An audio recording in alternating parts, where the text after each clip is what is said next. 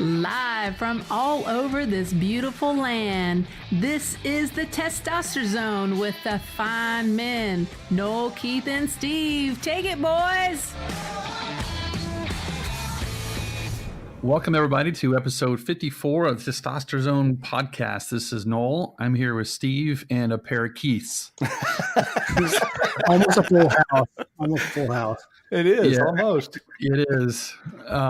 So, guys, how are y'all doing tonight? Man, I tell you what, can we come off a better Tech Sports weekend? Holy cow, man. Oh, man. Legendary. I'm telling you. Second, maybe only to the day that we beat Texas in November 1st, 2008. But, you know, that football game was legendary, too. But, oh, my gosh, it was. But everybody, I mean, the track team won the championship, Big 12 championship. The baseball team absolutely embarrassed Kentucky, wasn't it?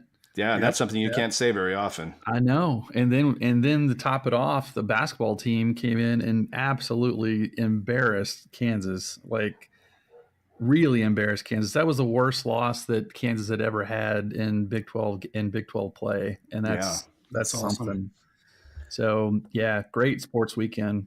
Yeah, in all there were combined 5 ranked teams that Tech defeated over a period of 24 hours. Wow, nice, pretty awesome. Wow. So, and with that, we want to talk especially about the baseball team, which is why we have our new friend Keith, another Keith on. Hey, Keith, you doing okay over there? Yeah, I'm good. Thanks for having me on. Man, welcome to the show. We wanted to introduce you, and we wanted to introduce your podcast, Dinger Derby. And know that you've just started with this baseball season. But I tell you, I listened to you when you were on the 23 Personnel podcast a couple of times, and you kind of introduced it a little bit with them. And then, just kind of piqued my interest because, Tech baseball in general can be hard to follow with, interweek games and things of that sort. So it was nice to have one place that's a one-stop shop for everything Tech baseball related. And so we're really glad that you're on. Well, thanks so much. I mean, that's the market validation I need right there. I mean, I was in the same boat. I mean, I was posting rankings on my Facebook page and thinking, man, this is hard to aggregate all the information and there's nowhere to get it. And I would listen to national podcasts from Baseball America and D1Baseball.com, and I would just wait for that 15 seconds they would talk about Tech in the middle of just, slobbering all over the SEC.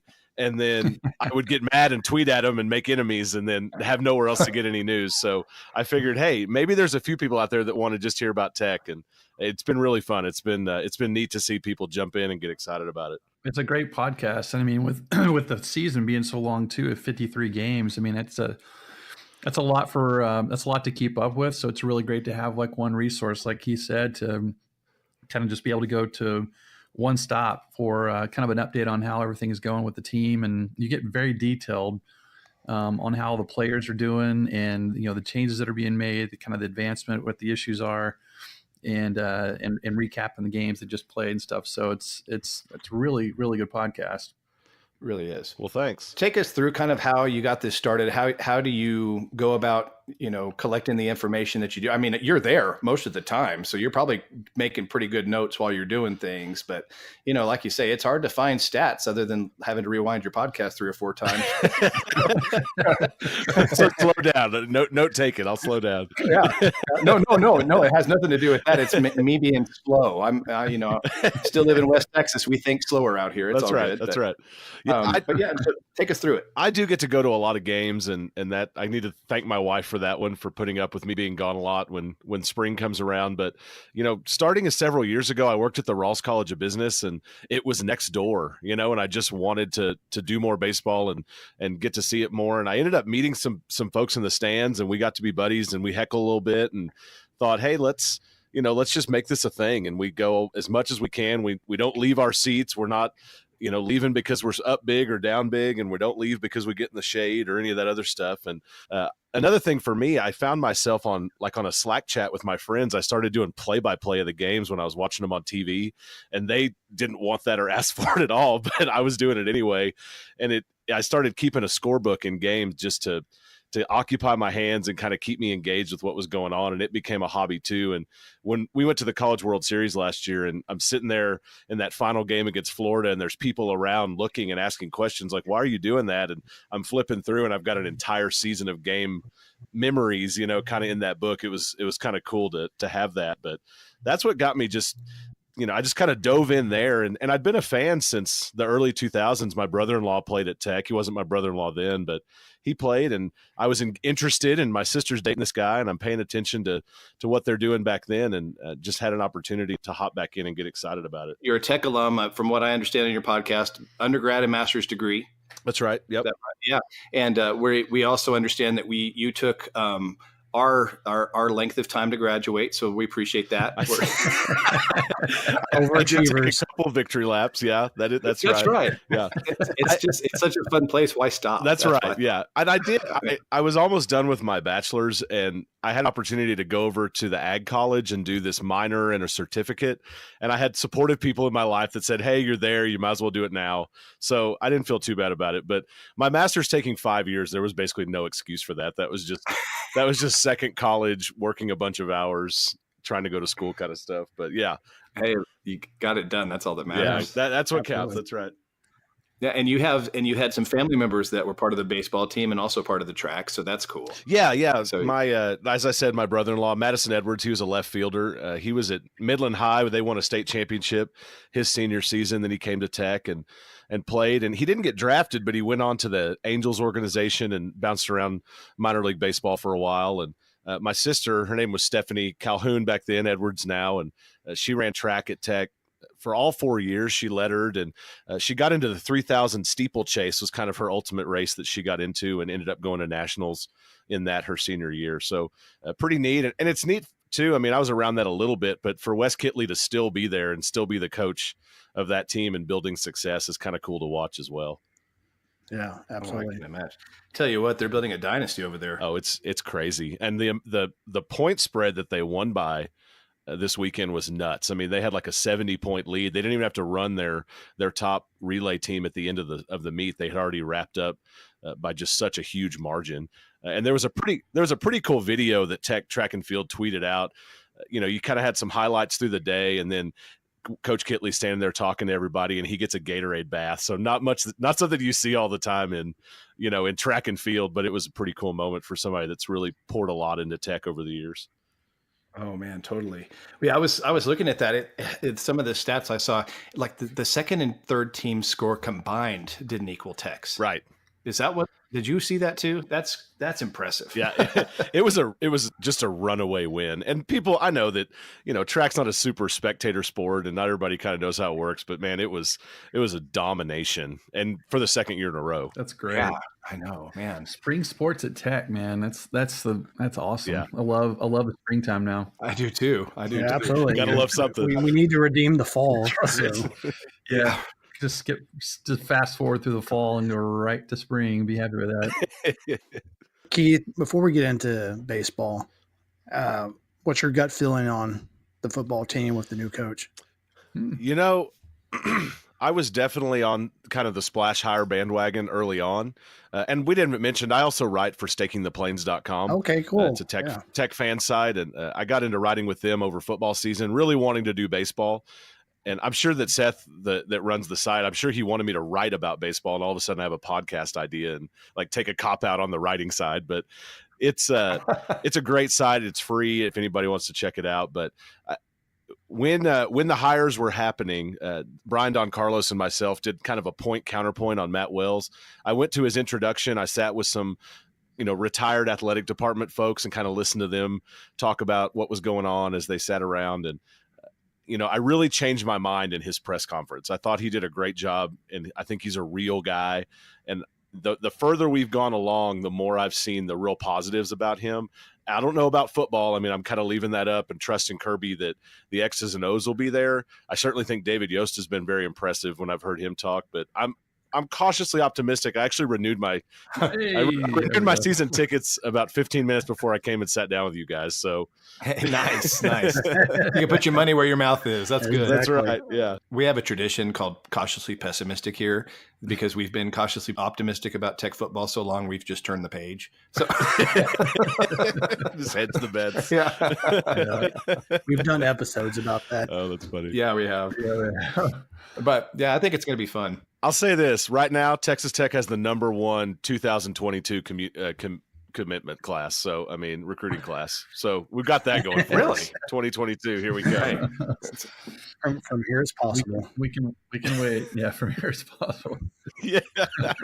I will say one thing, kind of from being around high school sports as part of my regular job, I saw Cliff come and recruit at football games in person, like from the radio booth, from the press box, and I saw him in the suit, kind of making the lap and trying to talk to folks. And I love him. I think he's a great guy, but it was a little bit awkward to watch. Mm-hmm. And I think that when I saw that, and I saw that on TV and I saw that in pictures, and then you see Matt Wells in like wrinkled khakis and a Tech shirt, just looking like a coach, hanging out with high school coaches, that's what's going to get relationships built. I don't think you can roll in and be separate from those guys and find the success. And I think that's something that maybe had been missing from that recruiting, was just the being able to build relationships with high school coaches.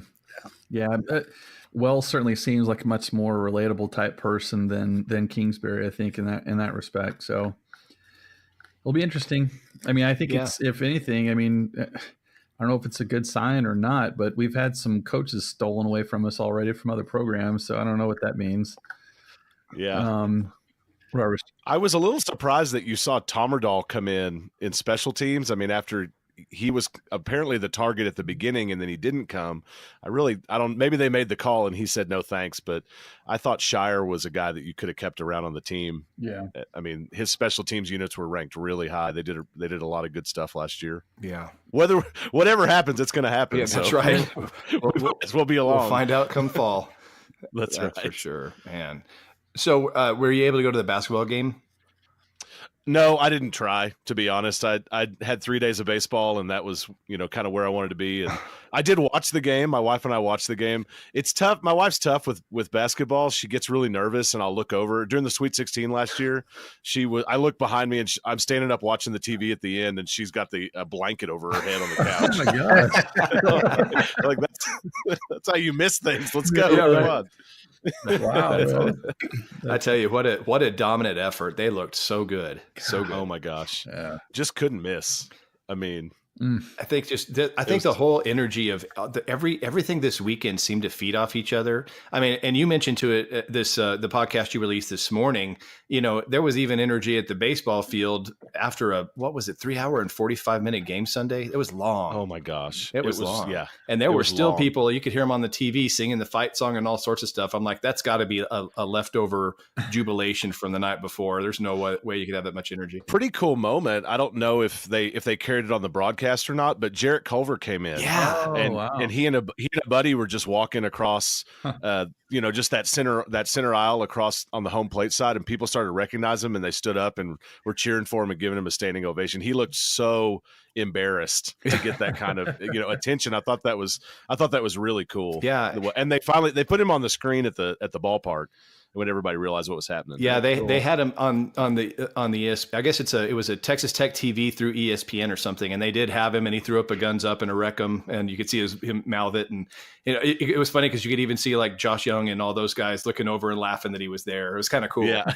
and he's in like a hoodie and wearing glasses. Like he was pretty incognito, and all of a sudden, a whole ballpark is cheering for him. Like, do you know who you are? Whoa. So take us through this weekend, man. What's your thoughts on the whole the team that you've seen so far this year? It's early, we know.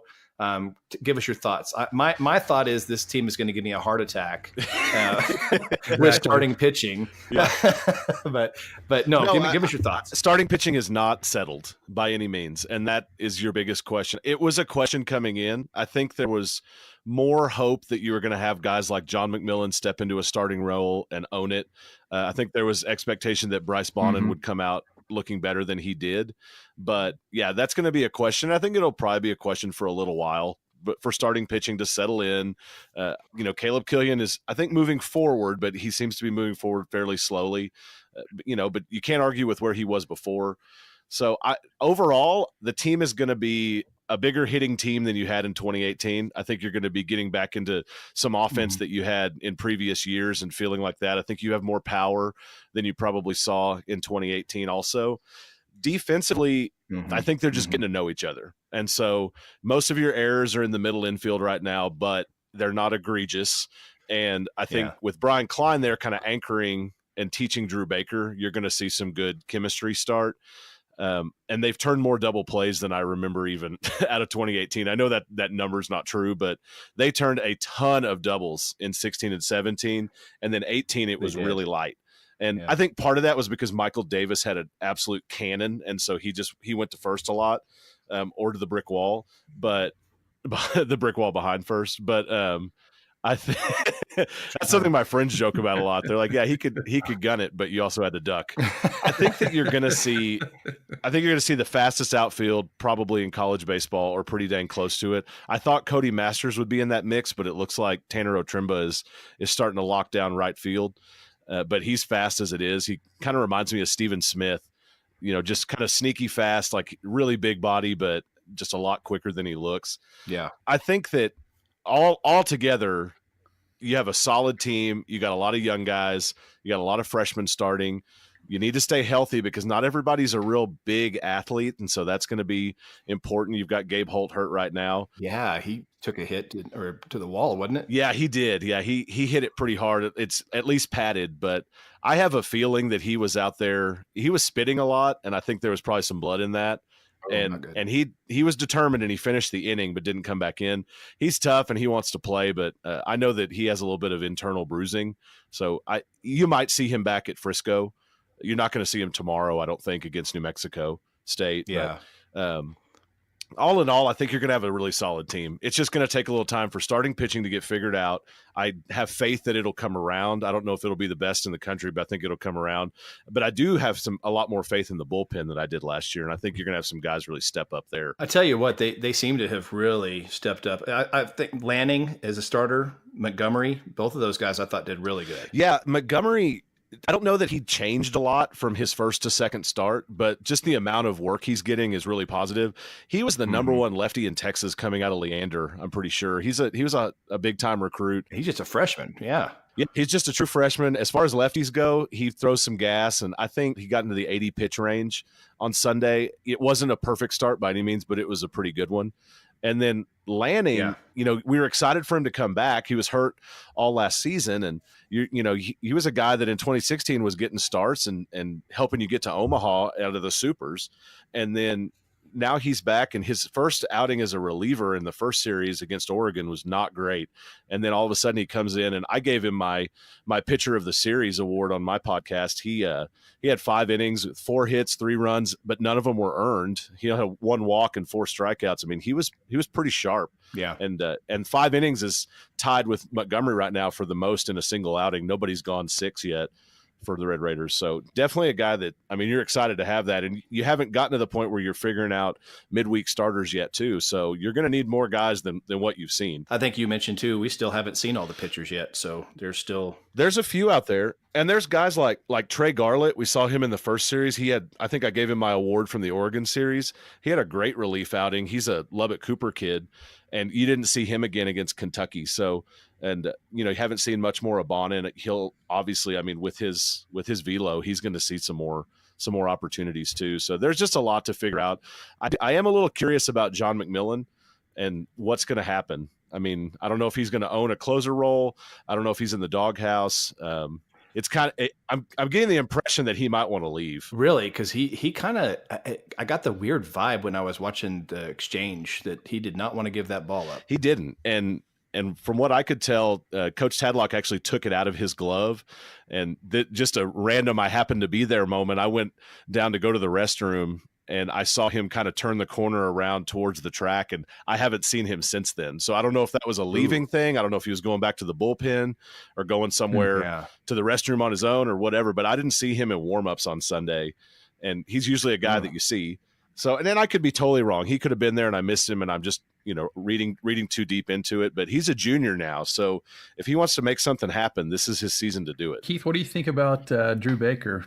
He's from my goes to the same high school. He graduated from the same high school as my daughter, and so I watched him play football for 3 years. He was a quarterback, and then watched him play baseball and everything, and it was cool to see him out there at bat and stuff and playing and everything. So I'm kind of interested to hear your take on.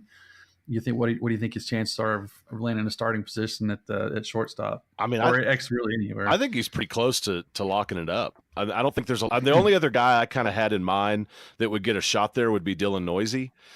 And Coach Tadlock did say early before the Oregon series that Noisy would get work in outfield and left field and then in the middle infield. But Baker's looked good. The first game, I feel like he took a couple extra steps here and there before making his throws, but he stopped hesitating.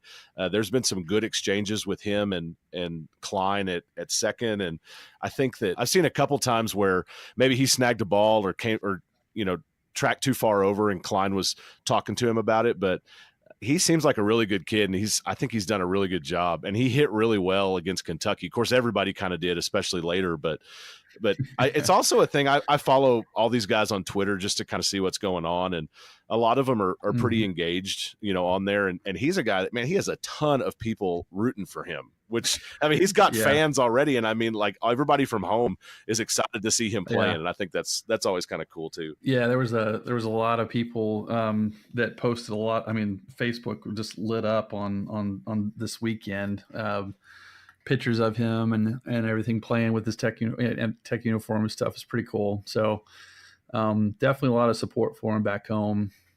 He's a good kid. Yeah, he's got a good bat too. He's always been pretty strong. So what do you think the chances are of us going into the postseason? I know it's a little bit early. Just a tad. I think that there's a good shot. I mean, looking at the talent on the team, you're going to be up there at the elite level. Yeah. I mean, there's a lot of really talented guys. Mm-hmm. Somebody tweeted at me today. They were talking about how many true freshmen were starting, and I think they were assuming that a couple people were freshmen that aren't. And so it looks younger than it is, because Facendo and Noisy are both transfers from junior colleges. So you have a little more experience than it may look like.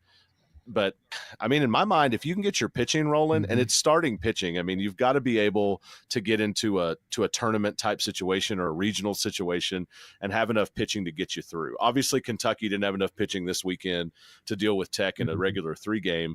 So I think this weekend for the Red Raiders in Frisco, that's going to be a pretty telling one to see how deep we get in the pen, because these are 3 much better teams than we've seen so far. And I think that's gonna show us something. But I'll say that the national services are not shy about talking about Tech with Omaha and national champion type implications, as they discuss it. D1 Baseball finished kind of their coverage of Tech last year, basically just saying, hey, this team is just a matter of time. Tim Tadlock, it's a matter of time before they put the pieces together, and there takes a little bit of luck too, especially in baseball. So. I definitely think you're a super regional team. Yeah. The question is, are you going to have put everything together to move beyond that? Or is it going to be a disappointment kind of year? And that's a cool place we're in now. You don't make it to the College World Series and it's a disappointing season. Well, yeah, I mean, success breeds success. So, I mean, once we've had some success, there's going to be more kids that are going to want to play for us. And Texas has, great athletes in every sport, including baseball. So, keep more of those kids staying in the state of Texas and coming to Tech to have a chance to go make a national championship run. That'd be awesome. So, absolutely. And one of the crazy things, and he probably doesn't get enough love, but J. Bob Thomas, the assistant coach for Texas Tech, this is the coach that was, for those that aren't avid baseball fans, remember in 2014, this is the coach that got tossed from the game with Eric Gutierrez in Coral Gables in the regional. Oh, yeah. He's a fiery guy. He sticks up for his guys. He works his tail off. He was the assistant coach of the year in 2017, and he's the recruiting coordinator. And this guy does an unbelievable job finding guys like Gabe Holt, who, a shortstop out of Georgia who's now playing at Texas Tech. Mhm. Tanner Otremba was the number one player coming out of Colorado overall. You actually got the number one player out of Nevada here in the fall, and he didn't even make the roster.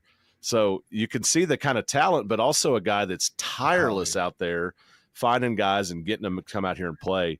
I think it really says a lot about him. And there was a cool story about him and Tadlock when everything got going, when Tadlock was hired as a head coach. He called J-Bob, who he'd known for several years, and said he wanted him on the staff. J-Bob dropped everything, came to Lubbock, didn't even have a place to live, and immediately hit the recruiting trail for over a month. Wow. And he came back to Lubbock. Yeah, just no questions asked. Wow. He comes back to Lubbock, and HR at Texas Tech is calling him like, hey, we need to hire this guy. Like, we haven't even done paperwork. He said they went in and sat with the lady, and J-Bob had never even asked what he was making. They made them talk about it there and decide his salary and then move on with whatever they were doing. I mean, he jumped right into work. That's just the kind of mentality. So That's awesome. That's awesome. Yeah. So you said Tanner Otremba was out of Colorado? yes. Okay, cool. I wonder if they have any cool nicknames for him yet, like Tater Tot or something like that. Somebody was telling, so Stephen Smith that came out of Friendship was the bull. And so they were trying to come up with something in that realm for Otremba because the body types were so similar. So I don't know. Maybe Well, if they call him Tater Tot, I'm taking credit for that one. I'll keep an ear out for that Yeah. one. My friends and I tried all last season to call Gabe Holt Peaches because he's from Georgia, and nobody ever really seemed to understand what we were talking about. It was just like you're like, what? Yeah, it doesn't strike a lot of fear in baseball players if we go up against somebody called Peaches. It doesn't matter. He won't be on their bag for long. So Oh, man, that's for sure. Oh my gosh, man! Otremba had one heck of a weekend, didn't he? He really did. I was just pulling up my notes from my podcast for him. It was nuts. I mean, he had 8 RBI. He had a home run, scored 3 runs. He was 5 for 9. I called him my hitter of the series on Dinger Derby, but he was absolutely nuts. And so was Dylan Noisy. Dylan Noisy. I mean, he had 7 RBI, and most of that came from on Saturday. He had a solo home run, and then he hit a grand slam. So not too bad for your first and second home runs as a Red Raider. He had 5 runs scored, and he was 5 for 13. So, and really on Friday, the Red Raiders have been kind of clawing back from these. They've been down in almost every game until the Sunday game when they won 19-4, and Noisy hit the go-ahead run in the 6th on that Friday game to kind of seal it up for them. So 5 consecutive games he had an RBI. So he's a lot of fun. I talked about it on Dinger Derby. There was a ball that was hit out his direction, kind of into left center, and he tracked underneath it, but then the wind caught it and turned it over, and it went back into left field. And he kind of noticed it just a little late, so he kind of had that jerking run over, oh my gosh, what's about to happen? And he grabbed it. As he came back in, we were hollering at him, and he looked and smiled and laughed and kind of made a little whirly bird, motion with his finger as he jumped over the baseline. And, I just we have good guys. That's what's fun about baseball. You're close to the guys. Half the time you're sitting with their families, and you just kind of get to know them a little bit. That's something you don't get as much from basketball and football, and ends up being a lot of fun that way. Yeah, totally. Yeah. That's just baseball in general, isn't it? It is. Yeah. I'm looking forward to them coming out to where I'm in the kind of the Permian Basin area. I'm looking forward to the game they're having at the Rockhounds here in a couple of weeks. So you heading down to that one? Is that the one they're playing New Mexico State out there? Yeah, that's the second game. I haven't planned on coming, but I'm actually going to be there Thursday. Friendship's playing in a tournament out there, and they have a district game against Amarillo Tascosa, so I'll be calling a game there on Thursday night. Yeah, I'm excited to call one there. That'll be fun. Yeah, good stuff. I kind of feel, going back to Tanner Otremba, does Tadlock have this thing now where he feels like he has to have a Tanner on the roster for good luck? Hey, baseball is superstitious, it is baseball. That's right. Yeah, it is baseball. I mean, he said what, Tanner Gardner, Tanner Otremba, and wasn't Tanner Buxton on the team? Yep. At one point. So yeah, he's got to have a guy named Tanner. I think that's his lucky Tanner. Get me a Tanner. He is. Bring me a Tanner. That's the first meeting of the first recruiting meeting with J Bob. Like on the top of the board, just a Tanner. Do you have a Tanner yet? It's funny. Somebody had a conspiracy theory for me last season. Hunter Redmond was your volunteer coach, and he coached first base for most of the season, and J-Bob coached third. And Tadlock stayed in the dugout most of the time, kind of, sitting on a bucket or whatever. And somebody had this whole conspiracy theory about how they move that around. And Tadlock ended up at third and J-Bob at first, and it stayed that way up until now. And I had to argue with him and tell him, that's not, there was no conspiracy. Redmond went to his brother's wedding. J-Bob went on a recruiting trip. Things swapped around. They started winning games. They're too superstitious to ever change it back now. Yeah, it's never going back. Tadlock liked being out there, and that was it. It was over, Yeah. Not changing that one at all. That's hilarious. So tell us about your. I know Frisco is going to be a challenge. We're recording this on a Monday. We'll release it after New Mexico State. For you're releasing your podcast, I think Thursdays, right? I'm trying to. Yeah. So listen to his Dinger Derby if you want to follow up on New Mexico State after you hear ours. We'll be releasing this on Wednesday. So anyway, but just. This weekend, Frisco, you're heading out there. There are a heck of a lot of good teams. Sam Houston State seems to be a thorn in our side. Yeah. And Dallas Baptist. So, yeah. So, I mean, this ought to be a really good, indicator of kind of how things are going to shake out with the team, really. So, yeah, definitely. Well, and I heard you say Dallas Baptist. Thank goodness we're not playing them this season. They always seem to be one that just jumps up and pounds you. They were the last non-conference game last year in a midweek was Dallas Baptist, and it was just a whipping on the Red Raiders. Just not a fun way to, when everything's going so great, and then all of a sudden there's that. It's like a buzzkill. Yeah. Yeah.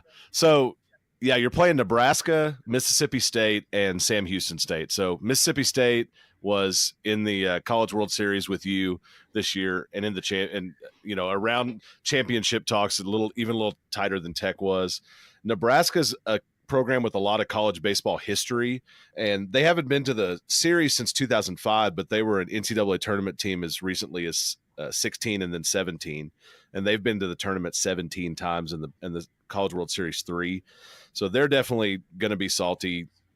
Mississippi State's going to be salty no matter what. They're always they're just a blue blood of college baseball. Right. I think that I'm pulling it up. They've been to the NCAA 37 times. They've been to 10 College World Series.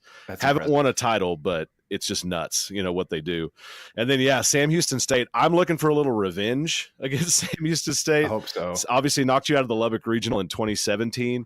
They actually have more baseball history than I think people realize because they were Division II and NAIA back in their history as a smaller school. So they've had baseball history kind of all the way back there.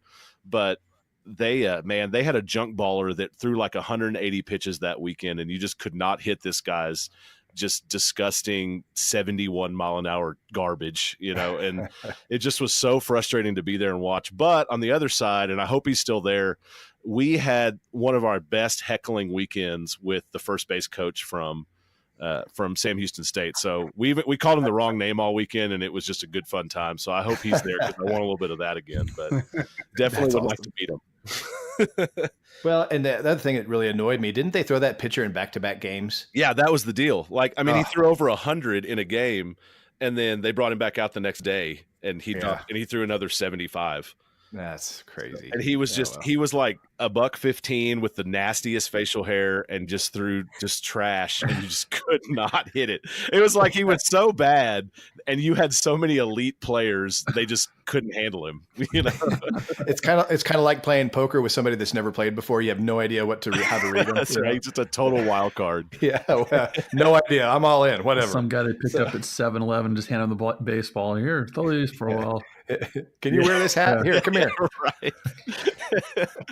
Literally the bus driver. Yeah. Well, one of the so you're playing Nebraska on Friday, and they're kind of in our boat a little bit as far as the Red Raiders. They lost 4 pitchers in 2018 to injury, so that kind of held them out of the tournament.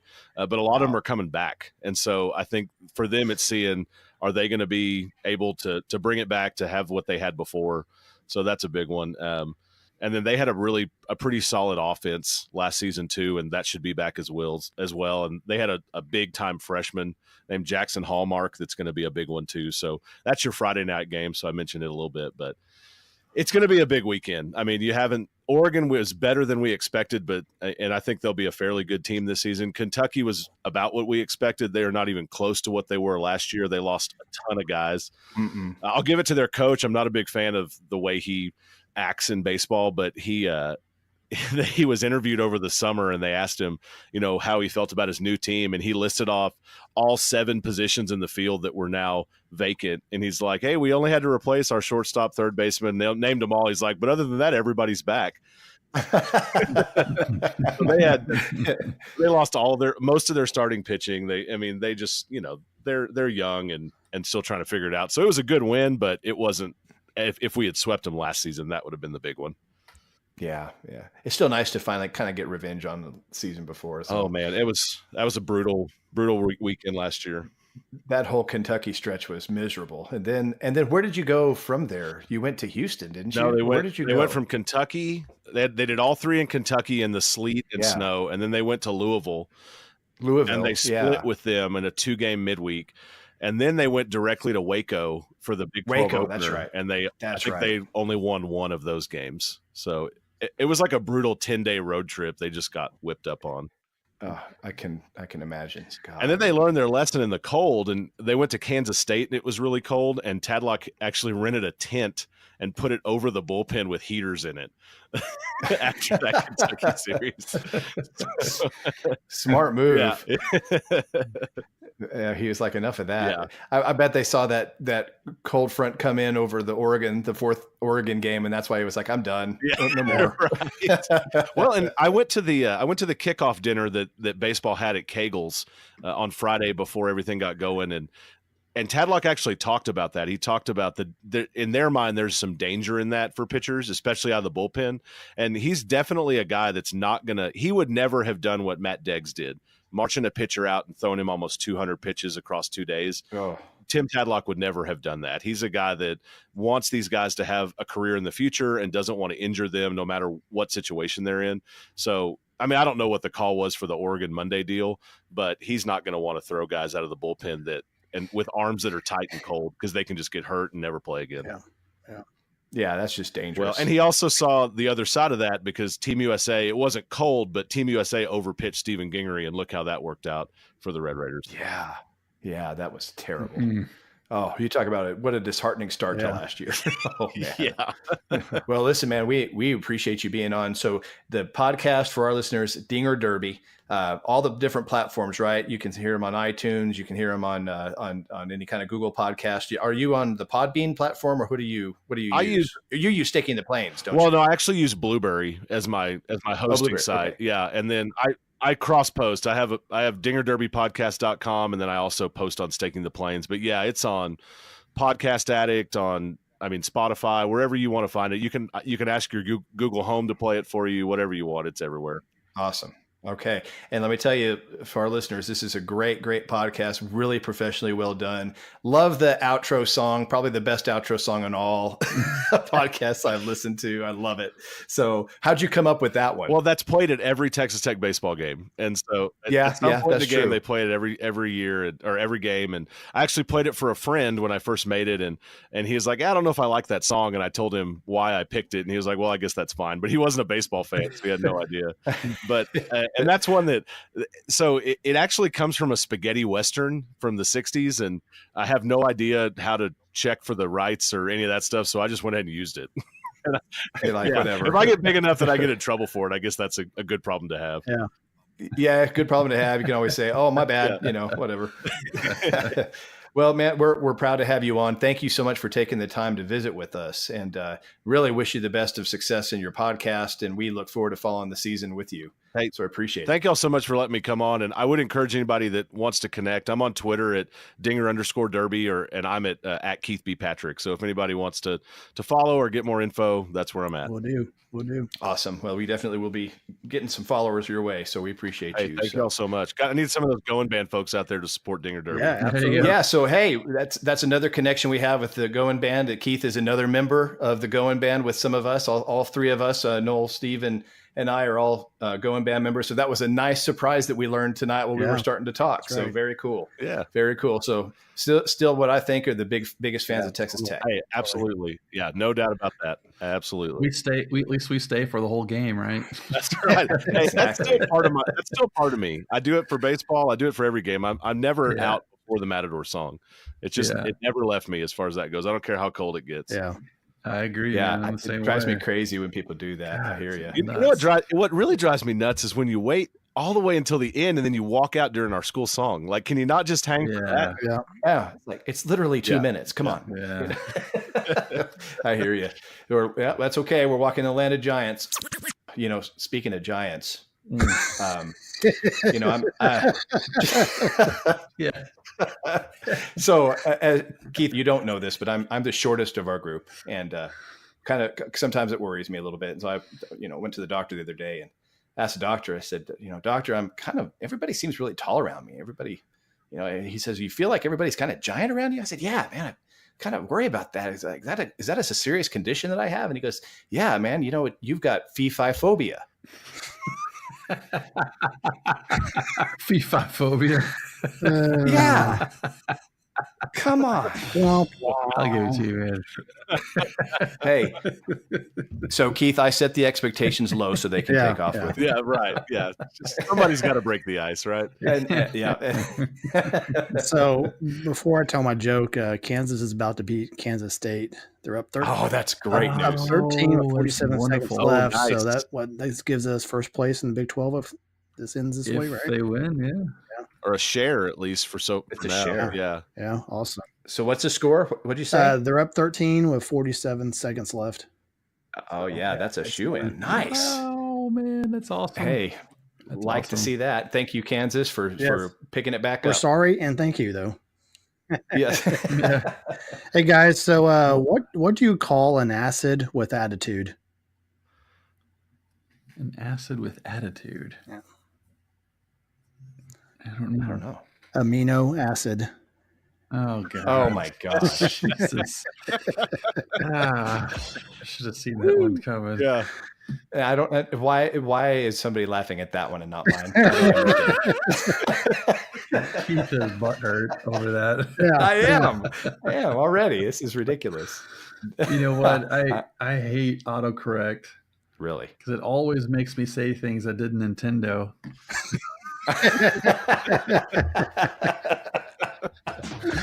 I know Keith can relate. Yes. The recipient. Oh, I am the worst at autocorrect Man, ever. Oh my it always bites you, man. It's It bad. does, every time. Yeah. Kids will never know. They'll never know about T9 and the skills that it took back in the day. That's true. That's Yeah. true. You're absolutely right. All right, so that's our tradition. I know you've got one. You said you were loaded I've got up. a few. Yeah. Oh, bring him on, man. All Bring him right. on. So, how does Moses make his tea?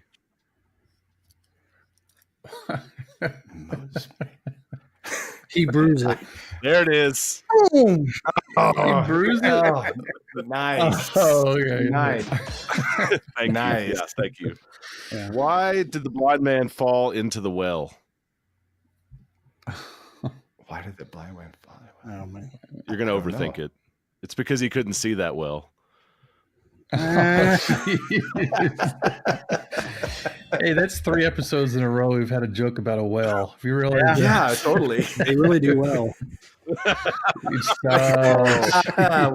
Oh, yeah, crap. my favorite, cute. and I'm not, I didn't, I asked a buddy for these, but my favorite, how do you find Will Smith in the snow? oh yeah, we love this one. It's not even original and it's still good. You look for the Fresh Prince. that's still one of my favorites of all time. That is classic. That is classic. Oh, So I do have one more. I That's got awesome. I got to tell this one. okay. So why can't you take inventory in Afghanistan? I don't know. Because of the Taliban. Oh my gosh. Wow. Oh, man, that's pretty bad. Ooh, that Oh, was good. This week, a friend asked me what rhymes with orange, and I said, "No, it doesn't." that's a classic Noel joke right there. Oh, man. Oh. Hey, Keith, did you all have a lot of wind up there this weekend? We did. Yeah, man, I'll tell you, it was bad down here, and it was like it made our whole face like chapped. And my wife, she asked me for chapstick, and I accidentally handed my wife the glue stick instead of the chapstick. She still isn't talking to me.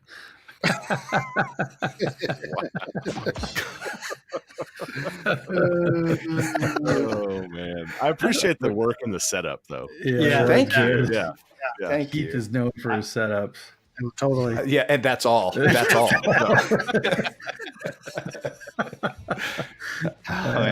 All right, Steve. Well, why don't you wrap this up? Take us out. Keith, it's great to have you on because I know the three of us all love baseball. And by the way, we're all Houston Astros fans, just so you know. Mm-hmm. And I'll tell you what, great. So glad to hear it. Yeah, absolutely. And so, as mentioned earlier, thank goodness for spring sports at Tech because it sure makes those fall tough months a lot better. Thanks for joining us. Thanks everybody for listening in on the Testosterone podcast, and we'll talk to everybody next week. Take care. Thanks, guys. Thank you. Ring-a-ding-a-ding-a-ding.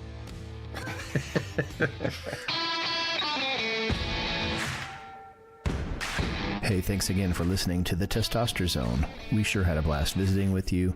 If you enjoyed this, don't forget to subscribe, leave us some feedback, and don't forget to follow us on Twitter and Instagram.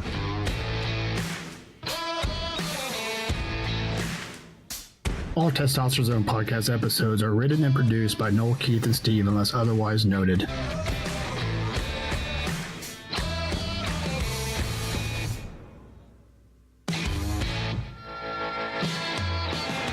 The opinions expressed in the Testosterone podcast are our own and not those of our employers, families, parents, kids, dogs, cats, your mom, or any other entity Noel, Keith, or Steve are affiliated with now, in the past, or in the future, or ever.